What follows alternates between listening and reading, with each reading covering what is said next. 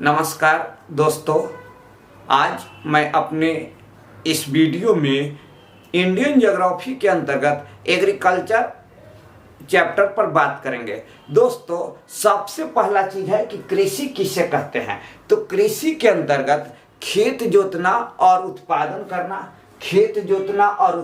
करना, मत्स्य पालन, पशुपालन और वानिकी को सम्मिलित करते हैं।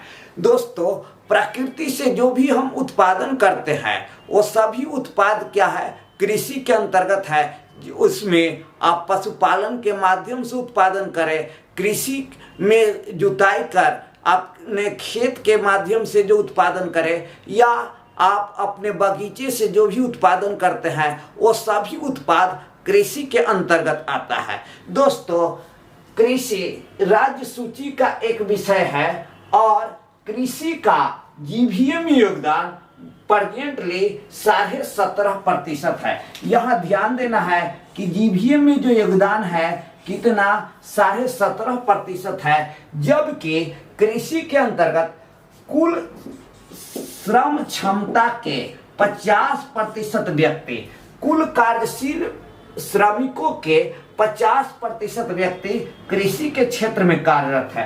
तो ये दोनों आंकड़ा बहुत ज्यादा इंपॉर्टेंस है कि भारत के कुल कार्य क्षमता के 50% व्यक्ति कृषि के क्षेत्र में कार्यरत है, जबकि आपका जीवीएम में कृषि का योगदान 17.5% है। दोस्तों, यहाँ हम आगे बढ़ते हैं तो कृषि वर्ष क्या होता है, एग्रीकल्चर ईयर, कृषि वर्ष। तो कृषि वर्ष 1 जुलाई टू 30 जून। दोस्तों, ध्यान देना है, रिजर्व बैंक का जो फाइनेंशियल ईयर है वही भारत सरकार का कृषि वर्ष है।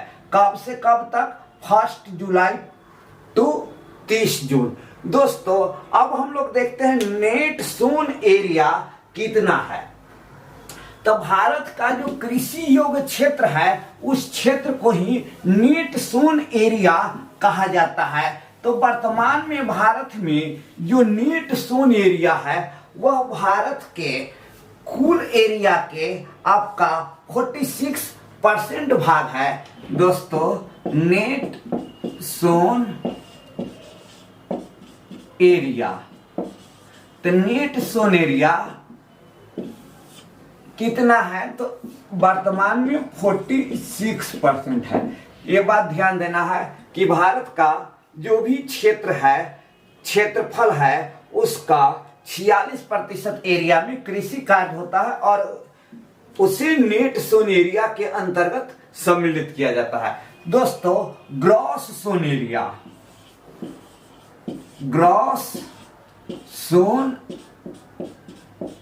एरिया, तो इस पर भी ध्यान देना है कि ग्रॉस सोन एरिया क्या होता है। तो नेट सोन एरिया गुने एक कृषि वर्ष में उत्पादित किए गए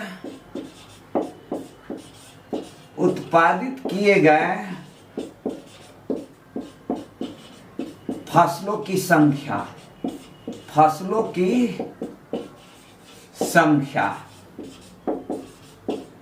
दोस्तों, ध्यान दीजिए कि ग्रॉस सोन एरिया क्या होगा, नेट सोन एरिया जो भी आपका है गुनी उसमें एक वर्ष में मान लीजिए कि 2 फसल का उत्पादन करते हैं तो 2 से गुना करेंगे, अगर 3 फसल का उत्पादन करते हैं तो 3 से गुना करते हैं, और अगर 1 फसल का उत्पादन करते हैं तो 1 से, अर्थात जितने फसल का उत्पादन करते हैं उसका मल्टीप्लाई करेंगे तो उससे हमको क्या होगा, ग्रॉस सोन एरिया प्राप्त होगा।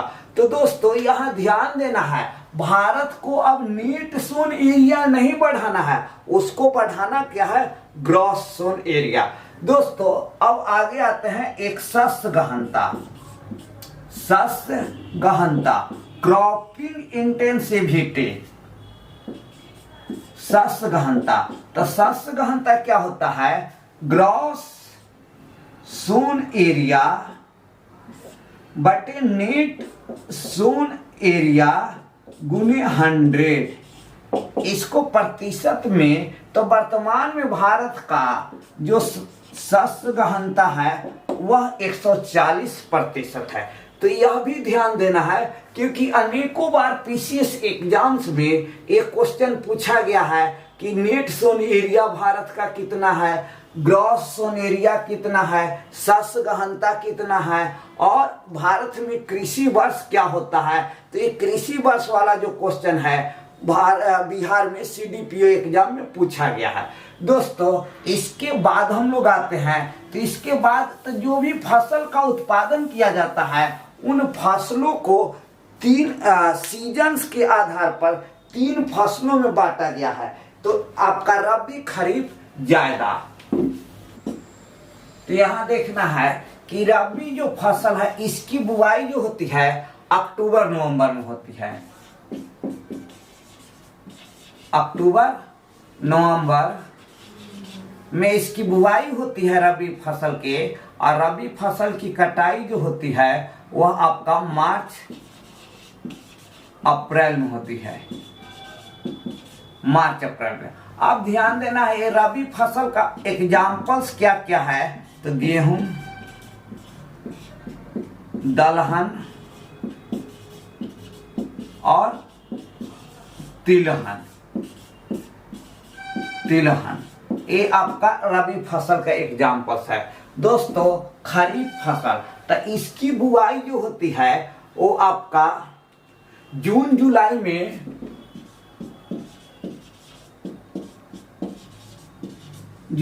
बुआई होती है, और अक्टूबर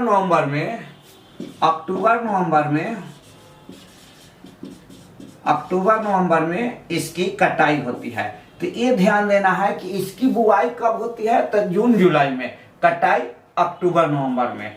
अब दोस्तों यहाँ ध्यान देना है कि ये जो फसल है इसके एग्जाम्पल कौन कौन से है। तो आपका इसका धान, मक्का,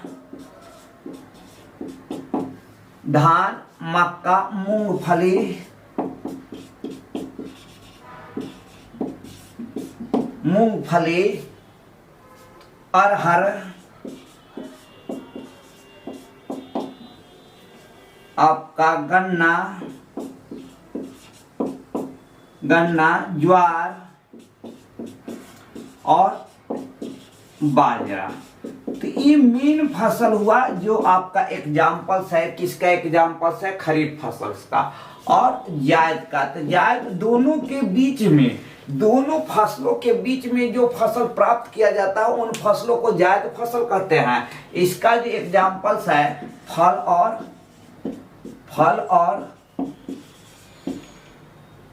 और सब्जी। जैसे इसमें आपका हो गया खीरा, ककड़ी, तरबूज, खरबूज। इस तरबूज, खरबूज ये सब आपका एग्जाम्पल्स हुआ। तो दोस्तों यहाँ ध्यान देना है कि रबी फसल की जो बुआई होती है अक्टूबर नवंबर में, कटाई मार्च अप्रैल में। इसका मुख्य जो एग्जाम्पल्स है गेहूं, दलहन और तिलहन है। खरीफ, तो खरीफ की बुआई जून जुलाई में, कटाई अक्टूबर नवंबर में होती है। इसका जो मेन एग्जाम्पल्स है वह धान, मक्का, मूंगफली, अरहर, गन्ना, ज्वार और बाजरा है। दोस्तों यहाँ ध्यान देना है कि जो भी दलहन फसल है वे सभी रबी क्रॉप्स है, बट अरहर जो है वो आपका खरीफ फसल है। और जायद के अंतर्गत फल और सब्जी जैसे तरबूज, खरबूज, आपका जो एग्जाम्पल्स हुआ ये आपका जायद फसल है। दोस्तों अब इससे आगे आते हैं। तो हमने यह चीज देखा कि कृषि क्या है, राज्य सूची का एक विषय है, और कृषि जो है वह आपका प्राथमिक क्रियाकलाप के अंतर्गत है, और एग्रीकल्चर ईयर 1 जुलाई से 30 जून होता है। दोस्तों अब हम लोग मुख्य रूप से भारत में जो सिंचाई का साधन है,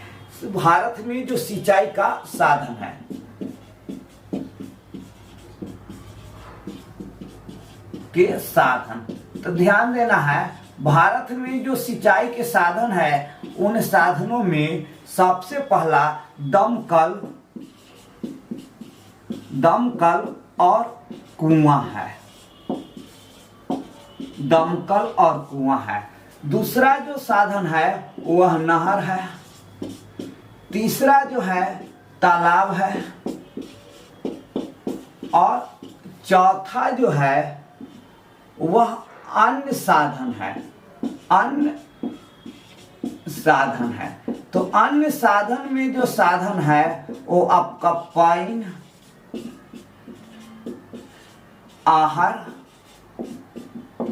और आहार है। तो दोस्तों ध्यान दीजिएगा कि भारत में सबसे अधिक सिंचाई जो होती है दमकल और कुआं से होती है। दमकल और कुआं से सिंचाई कहाँ होती है? तो जो मैदानी क्षेत्र है, उत्तर भारत का विशाल मैदान का क्षेत्र है, उन क्षेत्रों में। नहर से भी सिंचाई मुख्य रूप से मैदानी भागों में ही होती है, क्योंकि नहर आपको मैदानी भाग में बनाने में आसान होता है। और तालाब से जो सिंचाई होती है सबसे अधिक प्रायद्वीपीय भारत के क्षेत्र में, और सबसे अधिक तमिलनाडु में तालाबों की संख्या है।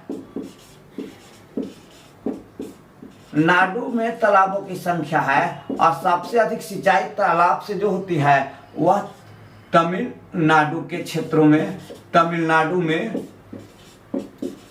में होती है। तो इस तरह से यह ध्यान देना है कि दमकल और कुआं नंबर 1 है, नंबर 2 आपका हुआ नहर, और नंबर 3 जो है वह तालाब है। तालाब से भारत के कुल क्षेत्रफल के जो कृषि योग्य क्षेत्र है उसका लगभग 3% और 4% के बीच में तालाब से सिंचाई होती है। दोस्तों अब हम लोग आते हैं भारत में सिंचाई देखिए, उसके बाद प्रमुख फसल। तो प्रमुख जो भी फसलें हैं उन फसलों को मुख्य रूप से यहाँ हम लोग देखते हैं। तो दोस्तों सबसे पहले आते हैं चावल पर। अब ध्यान देना है कि चावल के लिए सबसे उपयुक्त मिट्टी कौन सी है? तो दोमट मिट्टी। चावल के लिए सबसे उपयुक्त मिट्टी कौन सी है? तो दोमट मिट्टी। दोमट मिट्टी मीन्स लोमी सॉइल। तो यहाँ ये भी ध्यान देना है कि अगर लोमी सॉइल ऑप्शन में नहीं होगा और जलोढ़ मिट्टी ऑप्शन में होगा तो जलोढ़ मिट्टी सबसे अधिक उपयुक्त मिट्टी मानी जाएगी। लेकिन अगर दोमट मिट्टी होगा तो सबसे अधिक दोमट मिट्टी चावल के उत्पादन के लिए भारत में सबसे महत्वपूर्ण मिट्टी है। दोस्तों सबसे अधिक चावल का उत्पादन पश्चिम बंगाल में। सबसे अधिक उत्पादन कहाँ? तो सबसे अधिक उत्पादन पश्चिम बंगाल में होता है। ये मैटर भी आपको देखना है कि चावल का सबसे अधिक उत्पादन पश्चिम बंगाल में होता है। और प्रति हेक्टेयर सबसे अधिक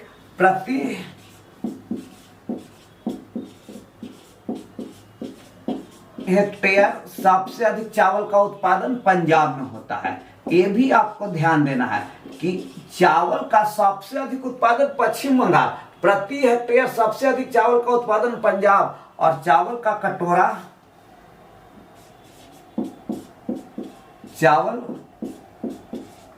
कटोरा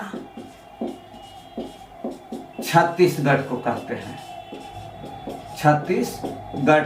हैं। दोस्तों भारत में चावल का उत्पादन उन्हीं क्षेत्रों में होती है जिन क्षेत्रों में वर्षा आपका लगभग वर्षा 120 सेंटीमीटर होती है। उन क्षेत्रों में चावल 100 से 120 सेंटीमीटर वर्षा चावल के लिए उपयुक्त है। दोस्तों विश्व में सबसे अधिक चावल का उत्पादन चीन में होता है। चीन में विश्व में सबसे अधिक चावल का उत्पादन होता है। नंबर 1, नंबर 2 भारत है। तो इतना मैटर्स आपको चावल से रिलेटेड जानना जरूरी है कि चावल क्या है। चावल एक खरीफ फसल है, ये पहला चीज हुआ। उसके बाद दोमट मिट्टी सबसे अधिक उपयुक्त मिट्टी है। सबसे अधिक चावल का उत्पादन पश्चिम बंगाल, और प्रति हेक्टेयर सबसे अधिक चावल का उत्पादन पंजाब में। चावल का कटोरा छत्तीसगढ़ को कहते हैं, और विश्व में सबसे अधिक चावल का उत्पादन चीन में होता है। भारत का स्थान दूसरा है। दोस्तों अब हम लोग आगे गेहूं के उत्पादन पर आते हैं। तो गेहूं एक क्या है? रबी फसल है। ये भी बात हमको जानना जरूरी है कि गेहूं रबी फसल है और गेहूं के लिए भी सबसे अधिक उपयुक्त मिट्टी कौन, तो उपयुक्त मिट्टी आपका दोमट मिट्टी। अब इसके एक किस तरह के रबी क्रॉप है आपका, ये भी ध्यान देना है। सबसे अधिक गेहूं का उत्पादन कहां, तो उत्तर प्रदेश, उत्तर प्रदेश में होता है गेहूं का सबसे अधिक उत्पादन, सबसे अधिक उत्पादन। अब दोस्तों आगे हम लोग देखते हैं तो प्रति हेक्टेयर सबसे अधिक गेहूं का उत्पादन पंजाब में होता है। पंजाब में प्रति हेक्टेयर सबसे अधिक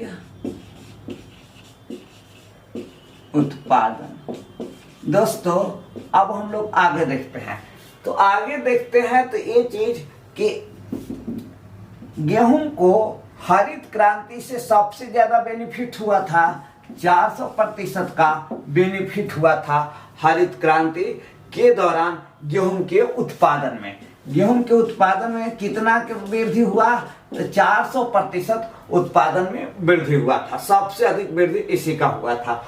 अब गेहूं का कटोरा किसे कहा जाता है, इसका तो कोई वैसा कॉन्सेप्ट नहीं है, लेकिन जो एग्जाम्स में पूछे जाते हैं उसमें ऑप्शंस के अकॉर्डिंग आपको उत्तर प्रदेश, तो उत्तर प्रदेश को गेहूं का कटोरा कहा जाता है। तो ये चीज यहाँ ध्यान देना है कि आप अगर कोई भी फसल के कटोरा पूछता है तो वहां ऑप्शन में देखिए कि जिस राज्य में उस फसल का उत्पादन सबसे अधिक होता है उस राज्य को उस फसल का कटोरा कहा जाता है। दोस्तों विश्व में सबसे अधिक गेहूं का उत्पादन चीन में होता है, चीन में होता है और भारत का स्थान दूसरा है। तो ये हम लोग गेहूं और चावल देखें, इसके लिए भी सबसे अधिक उपयुक्त मिट्टी कौन सी, तो सबसे अधिक उपयुक्त मिट्टी आपका ये दोमट मिट्टी है। दोस्तों अब आगे आते हैं, जूट देखते हैं। जूट क्या है, तो jute is a kharif crops है। अब इसके लिए सबसे अधिक उपयुक्त जो मिट्टी है वह जलोढ़ मिट्टी, मीन्स एल्यूवल सॉइल, जलोढ़ मिट्टी। दोस्तों जूट क्या है, एक जूट जो है वो आपका नकदी फसल भी है। ये जूट उद्योग का कच्चा माल उपलब्ध करवाता है। दोस्तों भारत में सबसे अधिक जूट का उत्पादन जो होता है वह पश्चिम बंगाल में होता है, पश्चिम बंगाल। उसके बाद जो जूट के उत्पादन होता है ये नंबर 1 है, नंबर 2 बिहार, बिहार। अब अन्य जो राज्य हैं, अन्य राज्य में आपका असम है, उत्तर प्रदेश, ये अन्य राज्य हुआ जिन राज्यों में, लेकिन सबसे अधिक बिहार भारत में जूट का उत्पादन पश्चिम बंगाल में होता है और जूट के उत्पादन में बिहार का स्थान दूसरा है, ये भी ध्यान देना है। और जूट एक खरीफ फसल है और सबसे अधिक उपयुक्त मिट्टी जलोढ़ मिट्टी है। दोस्तों निचली गंगा के मैदान में जूट और चावल का उत्पादन अधिक होता है। निचली गंगा का मैदान कहने का अर्थ है पश्चिम बंगाल, तो पश्चिम बंगाल के क्षेत्र में, क्योंकि बंगाल में एक वर्ष में 3 चावल के फसलों का उत्पादन किया जाता है। कौन कौन सा, तो बंगाल में चावल के एक वर्ष में 3 फसल का उत्पादन किया जाता है, अमन, ओंस और बोरो। तो इस तरह से ये 3 फसल का बंगाल में चावल का उत्पादन किया जाता है। दोस्तों अब हम लोग आगे आते हैं, तो आगे कौन सी फसल, तो आगे देखते हैं आपका गन्ना। तो गन्ना भी क्या है, एक खरीफ फसल है और गन्ना के लिए भी सबसे अधिक उपयुक्त मिट्टी दोमट मिट्टी ही है। गन्ना, गन्ना, तो इसके लिए उपयुक्त जो मिट्टी है वह दोमट मिट्टी, मिट्टी। यहाँ ध्यान देना है कि दोमट मिट्टी चावल, गेहूं और गन्ना के लिए सबसे अधिक उपयुक्त मिट्टी है। अब उसके बाद आगे देखते हैं तो गन्ना क्या है, एक खरीफ फसल है, खरीफ क्रॉप है। अब भारत में गन्ना का सबसे अधिक उत्पादन उत्तर प्रदेश में होता है। उत्तर प्रदेश में सबसे अधिक गन्ना का उत्पादन होता है। दोस्तों, गन्ना के अन्य जो प्रमुख उत्पादक राज्य हैं वह बिहार है, महाराष्ट्र है, गुजरात है, आंध्र प्रदेश अन्य प्रमुख उत्पादक राज्य है। लेकिन सबसे बड़ा गन्ना का जो उत्पादक राज्य है नंबर 1, तो नंबर 1 आपका उत्तर प्रदेश है। दोस्तों, विश्व में सबसे अधिक गन्ना का उत्पादन ब्राजील में होता है और ब्राजील में सबसे अधिक चीनी का भी उत्पादन होता है। हमारे यहाँ इंडिया में सबसे अधिक चीनी का जो उत्पादन होता है वह आपका उत्तर प्रदेश में होता है। पहले सबसे अधिक चीनी का उत्पादन महाराष्ट्र में होता था, लेकिन वर्तमान में सबसे अधिक चीनी का उत्पादन उत्तर प्रदेश में होता है। और क्यूबा एक कंट्री है जिसे चीनी का कटोरा कहा जाता है। दोस्तों, अब हम लोग मूंगफली पर आते हैं। मूंगफली किस तरह के फसल है, खरीफ क्रॉप, और भारत में सबसे अधिक